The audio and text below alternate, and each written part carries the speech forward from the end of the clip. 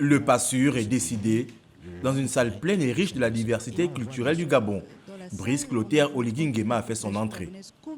Instant solennel où l'émotion était palpable. Ensemble, unis dans la joie et la reconnaissance, les Gabonais ont applaudi celui qu'il convient d'appeler le libérateur. En faisant son entrée à la salle des banquets de la présidence de la République gabonaise, pour sa cérémonie de prestation de serment en tant que président de la transition, le général de brigade Brice Clotaire Oligui Nguema le sait, il a inscrit en lettres d'or son nom dans l'histoire. L'histoire d'un pays, d'une nation qui veut désormais se tourner vers le futur avec tous. Au sein de cette somptueuse salle à la présidence de la République. Mais avant d'investir officiellement Brice Clotaire Oligui Nguema, président de la transition, les juges constitutionnels ont expliqué le contexte de cette cérémonie de prestation de serment. Nous sommes ici réunis conformément aux dispositions de l'article 39, alinéa 2 de la Charte de la transition, au terme desquelles, avant d'entrer en fonction, le président de la transition prête devant la Cour constitutionnelle le serment suivant.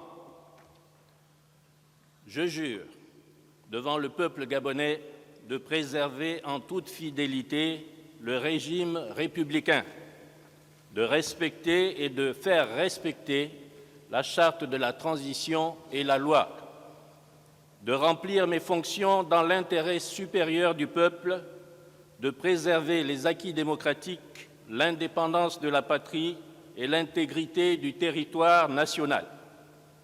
Je m'engage solennellement et sur l'honneur à mettre tout en œuvre pour la réalisation de l'unité nationale. Dès cet instant, Brice Clotaire Oligui Nguema pouvait prêter serment devant les forces vives de la nation.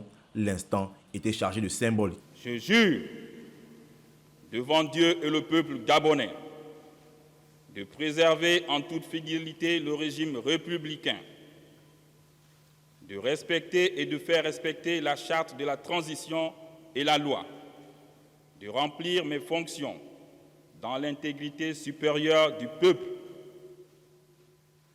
de préserver les acquis de la démocratie, l'indépendance de la patrie et l'intégrité du territoire national.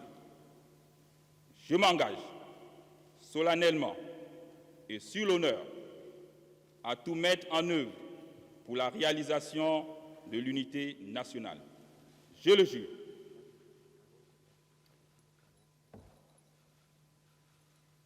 Devant les membres du corps diplomatique, des partis politiques, des confessions religieuses et les autres composantes de la société, le président de la transition, tout en donnant les causes des événements du 30 août 2023, a donné la marche à suivre pour que le Gabon retrouve ses lettres de noblesse. La Constitution est le texte fondateur d'un État. Elle consacre ses institutions, ses procédures particulières. Or, ces mécanismes de représentation n'arrivaient plus à mettre notre sécurité en situation de suivre. Il est donc important que les Gabonais de toutes les couches s'accordent pour adopter une nouvelle constitution par référendum, ainsi qu'un nouveau code électoral et un code pénal fiable qui garantissent à tous les mêmes chances. Pour Oligui Nguema, le Gabon, qui est un pays indivisible dans la diversité de ses cultures, sa complexité ethnique et sa géographie, mérite des institutions fortes et stables. Notre pays, le Gabon, mérite des institutions fortes, crédibles, une gouvernance assainie, plus en phase avec les normes internationales en matière de respect des droits humains, des libertés fondamentales, de la démocratie, de l'état de droit.